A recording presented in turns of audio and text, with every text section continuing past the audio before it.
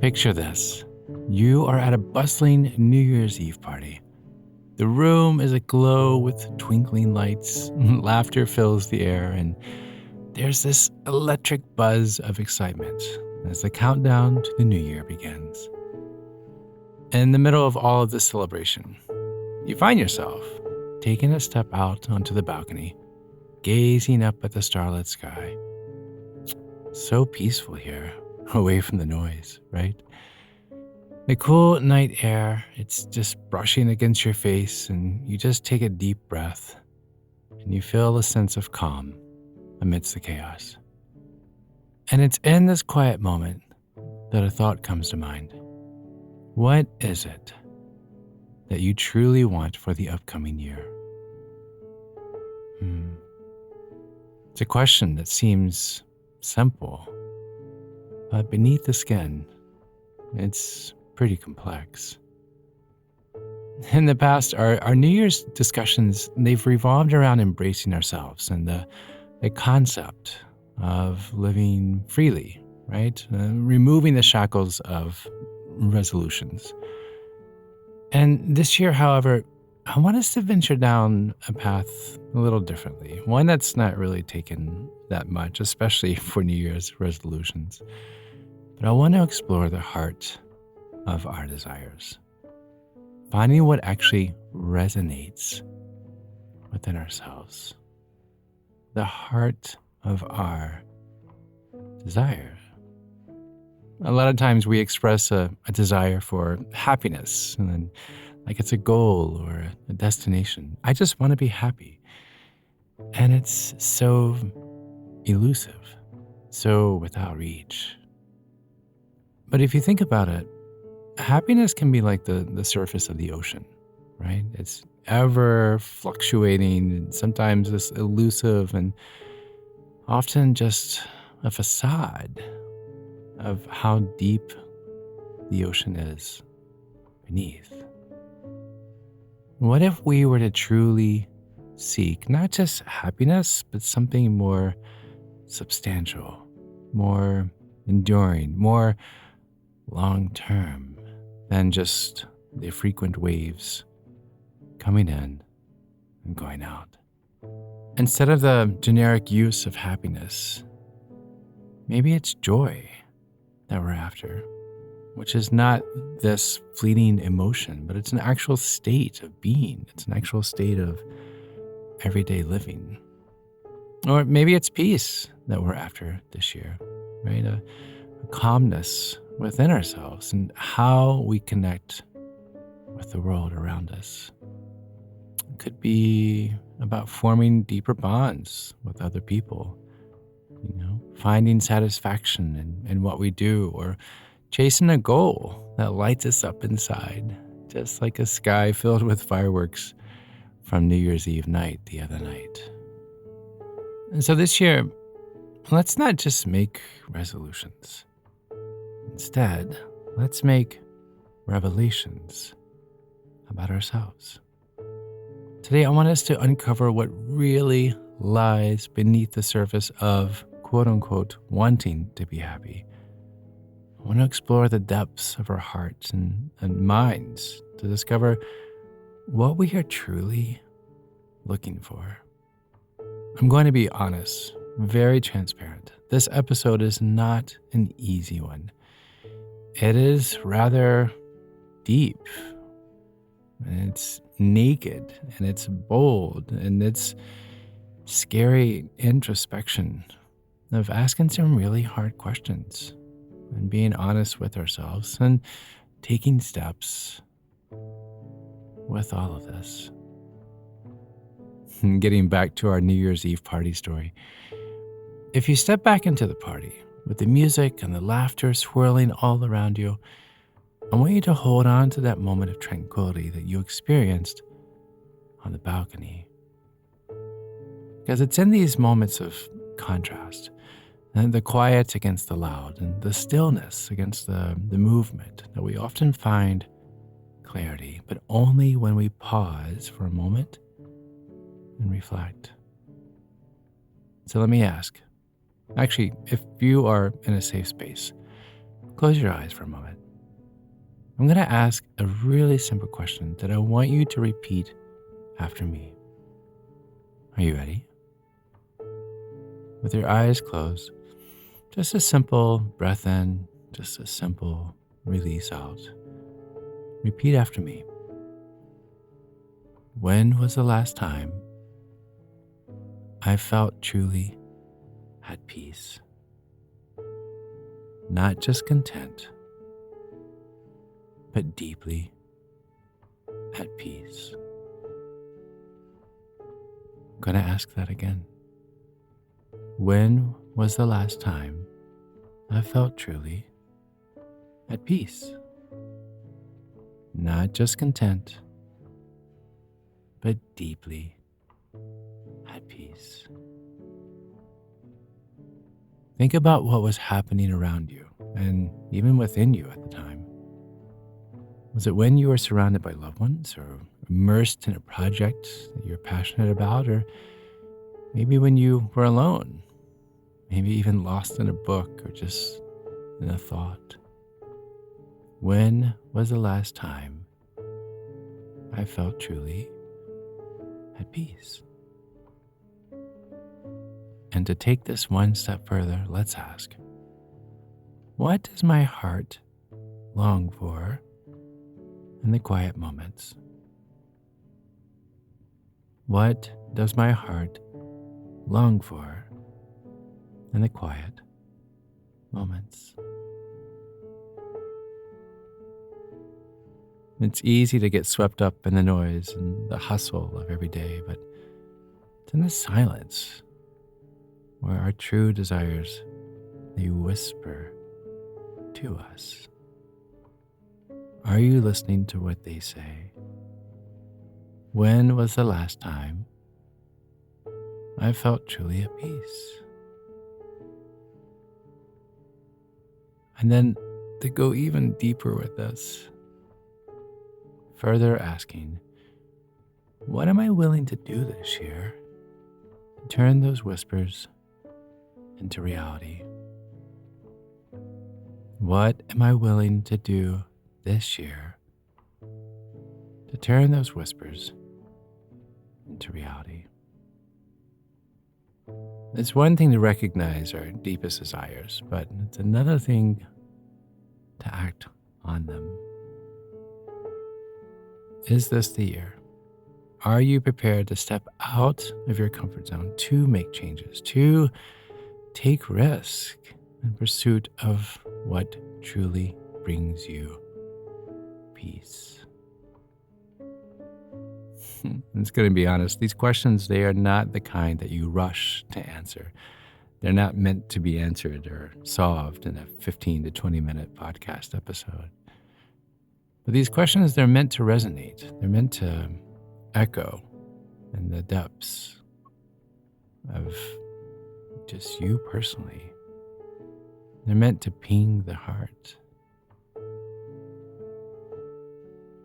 Take the time to think about these, to linger, to gently just let them just drift through your thoughts. What brings you peace? This episode of Calm It Down may honestly be the most significant one you've ever listened to. Not because I'm about to unveil some profound wisdom or reveal a long hidden secret, but because of the simple truth behind what I'm asking you to contemplate over the next little bit. This is about more than just fleeting thoughts or quick answers. This is an invitation to go deeper into understanding just what truly matters. This episode is not about becoming someone new. It's about becoming more profoundly yourself. Let's begin. I'm Chad Lawson, and let's calm it down in 3, 2, 1. Happiness. The Oxford English Dictionary's definition of happiness is feeling or showing pleasure or contentment. It sounds so um, lofty, even almost. Feeling or showing pleasure or contentment. Let's imagine happiness as a firework, right? Even from the other night, New Year's Eve. Lighting up the night sky in the New Year's Eve. And each burst of color is just it's a moment of joy, right? Brilliant, but fleeting. It dazzles us, it captures our attention, and then fades away into the darkness. That feeling or showing pleasure or contentment. But what we're really seeking, much like the anticipation and the leading up to that firework, it goes deeper. It's in the quiet build-up, right? It's in the planning and the waiting and where our true desires, where they really take shape. Think of it like this. Waiting for a firework to burst in the sky. It's just like our own journey towards peace, towards happiness. We're aware that something wonderful is about to happen. And there's a special kind of excitement or thrill in waiting for it, even when we're not sure exactly how it's going to unfold. And in the same way, our deepest desires are often things that we quietly nurture over time. We feed these desires with our hopes and our dreams and our expectations, and we're patiently waiting for that perfect moment to bring them to life. But Chad, you ask, how do we do this? I don't even know where to begin to take the steps to nurture or to even realize what my true desires are. I mean, it's one thing to identify and understand our deepest yearnings, but it's another to actively engage and to bring them into fruition. And this is where the real work begins, the part that requires not just thought, but action. Because once you pinpoint this core desire, which is not easy, no easy task, the next step is to actually materialize it in physical form, which is just a fancy way of saying, write it down. You guys hear me say this a lot. But what I'm about to share with you, I want you to write it on a piece of paper, not on your phone, not digitally, not, just in your mind, but physically, where you can touch and see it. Why? Because I want you to then place these steps that I'm about to share somewhere that you'll see them every day. Because they are reminders. They are your anchors throughout all of the emotions this year that you experience. This episode and steps, it's not just about recognizing what you want, but it's also about dedicating yourself to achieving those desires. Like I said earlier, this is not about becoming someone new. It's about becoming more yourself. And to do that, it takes work. So I'm going to share with you 3 steps of how to begin to recognize and activate your desires. Okay? The funny thing is, these are really simple steps, but a lot of times we see simplicity as a lack of substance, which could not be further from the truth. So the very first thing, and you guys have heard me talk about this before, is to reflect and reconnect. Write that down. Reflect and reconnect. Take some quiet time for yourself. Early in the morning, late in the evening, doesn't matter when, just when things are calm.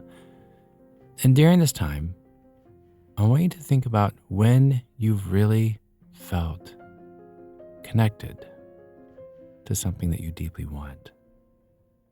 This might have been during a special talk with someone, when you were doing a hobby that you loved, or just in a peaceful moment, just by yourself, staring at a fire, or just in the woods. And when you remember these times, I want you to look for what they have in common. What feelings do they bring up for you? It's not just about what you were doing, but how it made you feel deep down. How was it life giving? How was it rejuvenating? How was it your rest, even if it were an action step? These feelings help you understand the moments that gave you life. Now, this isn't about finding big life changing answers, it's more about noticing the small, true things in your life that really resonate. It's in these quiet times that you stop, you think, and you feel that really bring you closer to knowing what gives you life. But again, what are you willing to do this year to turn these whispers into reality? Reflect, reconnect. The second step that I want you to write down, create micro goals. Baby steps, right? There's a reason why a giant pizza is cut up into slices. Create micro goals. And so to reach your big dreams, we have to start with small, doable goals. If you're looking for love, start by loving yourself, because this helps you form real and meaningful relationships. When you begin to love yourself first, you begin to recognize what love can be. And if you're thinking about changing your job, then start by learning something new that you would need for this job that you want. But think of each small goal as a step on a ladder, right? Or that slice of pizza, taking you closer to your big dream. Again, if it's, finding love, it's important to feel good about yourself first. There's this self-confidence that will help you build better relationships because you begin to be self-confident and you begin to feel stronger and you begin to understand what you have to offer, but also what you have to receive. So try doing things that make you feel good about yourself. And then meet new people and places that you enjoy. And then going back to the job, yes, learning new skills are amazing, but it's also trying to meet people who work in the same field that you're interested in. Go to events or workshops related to this job and keep up with what's happening in the industry. But the key to these little micro goals, these baby steps, is to remember you have to keep them very specific and very attainable, very achievable. So rather than having these vague goals like, I should network more, set a clear goal, like attend one networking event per month or reach out to 2 professionals in this field every week, right? It's this clarity that makes it easier to take action and to track your progress. And when we focus on these small practical steps, you begin to build momentum towards your larger goal. Each micro goal achieved is a building block towards the life that you envision. And that is the destination that we're aiming towards. But again, it goes back to the core root of the questioning, what are you willing to do this year to turn these whispers into reality? Because I'm not going to lie, micro goals are hard. They can be exhausting because in the midst of them, we don't really see the growth. We don't see the progression. But don't give up. Because these micro goals, they're small, but yet they're powerful steps that really bring significant change over time. They're like those individual brushstrokes in a giant painting. While each one may seem a little insignificant on its own, together they really create the bigger picture, the masterpiece. Right? So every small step you take is super important because it brings you closer to what you're trying to achieve. So keep going, one micro goal at a time. And eventually you're going to look back and you're going to see how far you've actually come. Now, speaking of a small yet powerful step, let's talk about a change that's both simple and impactful. It's about a choice that we have made in our daily lives, one that may seem small, but carries a huge significance. I'm talking about the way that we do our laundry. Yes, you heard that right, laundry. Have you actually ever stopped to think about the everyday items that we use without a second's thought? Take, for instance, laundry detergent. We're so used to buying those massive jugs, right? I mean, they're bulky and messy. And also, let's not forget, a challenge to store. Where do you put these things? But the real issue goes deeper. Did you know that a staggering 91% of plastic does not get recycled? Yes, 91%. This means those laundry jugs could end up sitting in landfills for hundreds of years. That's why I started looking for a change, and I came across Earth Breeze. Imagine this, a product that looks like a dryer sheet, but it's actually a revolutionary way to do your laundry. These are Eco Sheets, pre-measured, liquid-less laundry detergent sheets that dissolve effortlessly in both hot and cold wash cycles. No more measuring, no spills, and definitely no lugging around heavy plastic jugs. As a family, we have switched to Earth Breeze, and honestly, it's been amazing. Not only does it eliminate the need for a plastic jug, but it's also incredibly easy to use. The packaging, it's a simple cardboard envelope that's so compact. I mean, I can store what equals 720 loads in the same space as one 60-load detergent jug. 720 to 60. And there's more. I used to wonder why my skin felt irritated at times. Turns out it was detergent. Earth Breeze is dermatologist tested, and I can genuinely feel the difference. And their subscription service, it's a breeze, pun intended. It's delivered to my door with free carbon offset shipping, and I have complete control to adjust, pause, or cancel anytime. So there's no hidden fees, no penalties. It's actually quite liberating to know that I won't be walking down those plastic-filled laundry aisles ever again. But here's what really sealed the deal for me. Earth Breeze's commitment to giving back. With every purchase, they donate 10 loads of detergent to a charitable cause. So far, over 100 million loads have been donated. That's amazing. Now, every time I do my laundry, there's this warm, fuzzy feeling inside. It's not just about getting my clothes clean, but it's about making a small difference in other people's lives. So I invite you, my listeners, to join over 2 million Americans who are making a positive impact with Earth Breeze. And if you're still on the fence, they offer a 100% satisfaction guarantee. Don't love it? You'll get a full refund, no questions asked, no need to return anything. Trust me, there's no reason not to switch. And here's something special. As a listener of Calm It Down podcast, you can subscribe to Earth Breeze and save 40%. Just visit earthbreeze.com/calm, C-A-L-M. That's earthbreeze.com/calm for an exclusive 40% off. Make the switch and let's make a difference together. I know, as we return from considering how even our choices in laundry can reflect our deeper values, I want to move to the third and final step in our journey of self-discovery and growth for the new year.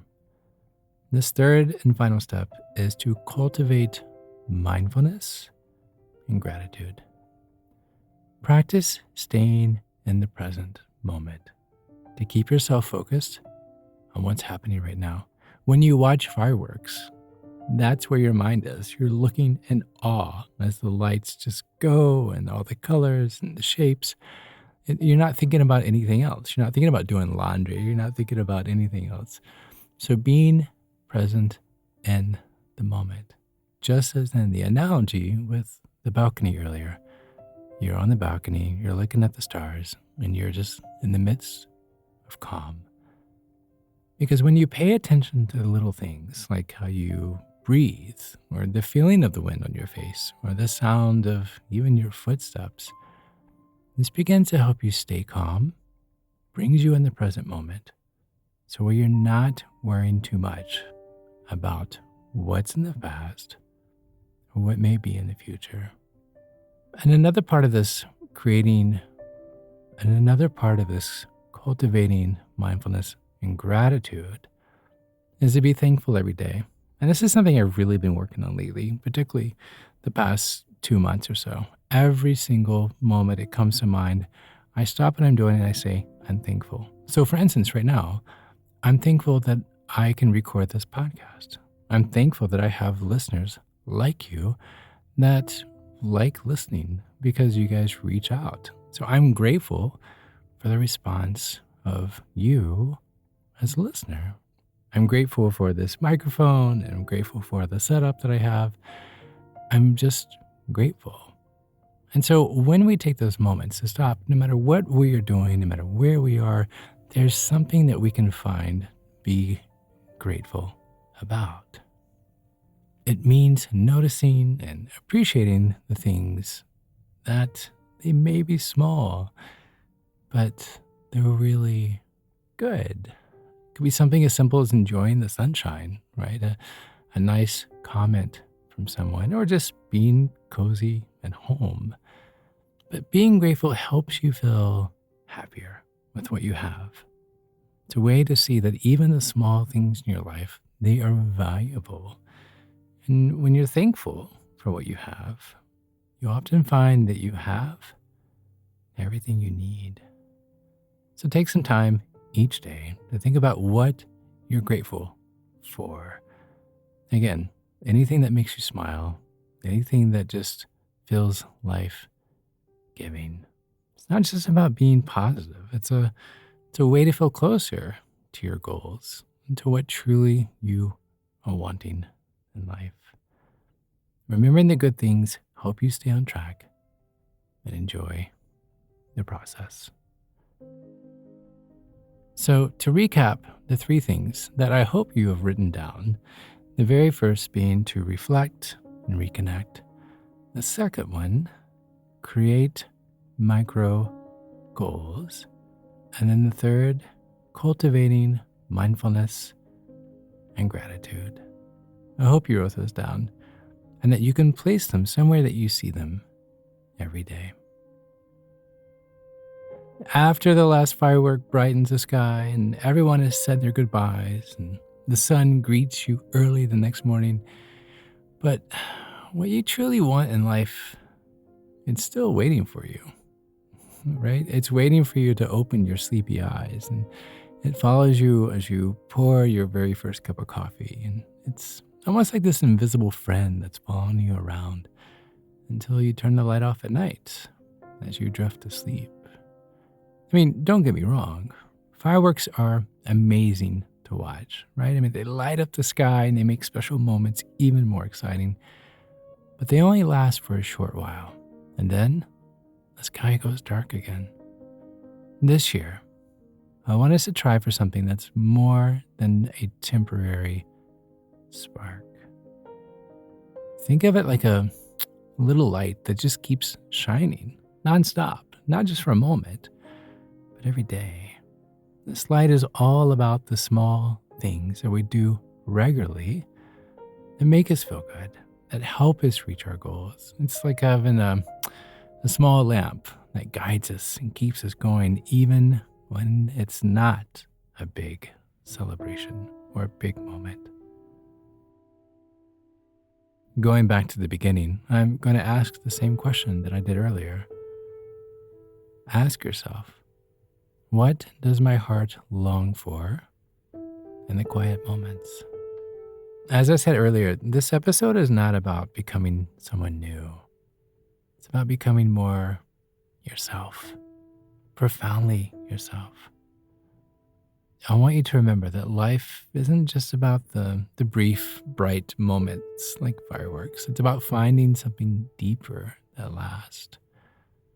So this year, I want you to focus on what really matters, to build a life full of lasting meaning, to enjoy every moment, not just for the quick, exciting moments, but but for the steady progress that we make and the strong connections that we build with each other. Thank you. Thank you for listening. Thank you for living. And may this year be one of just that, living. Until next time, be kind to your mind and join me again as we calm it down.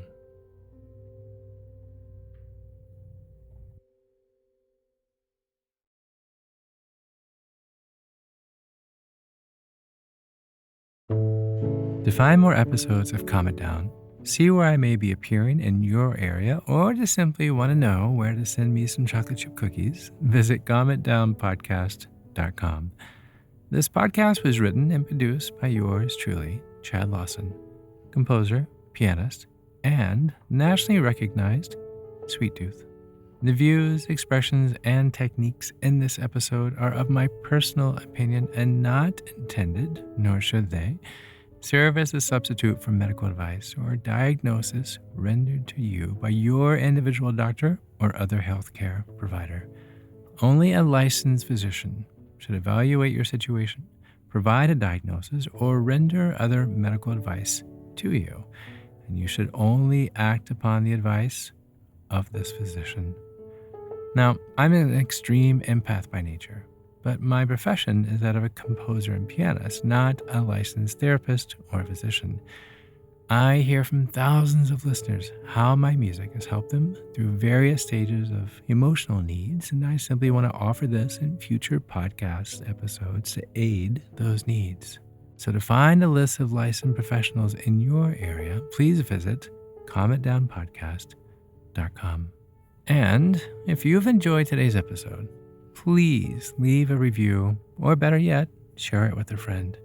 While it takes less than 60 seconds to do, its impact will last for years to come, as every little bit helps in growing the awareness and the importance of mental and emotional health. Thank you for listening. Thank you for living.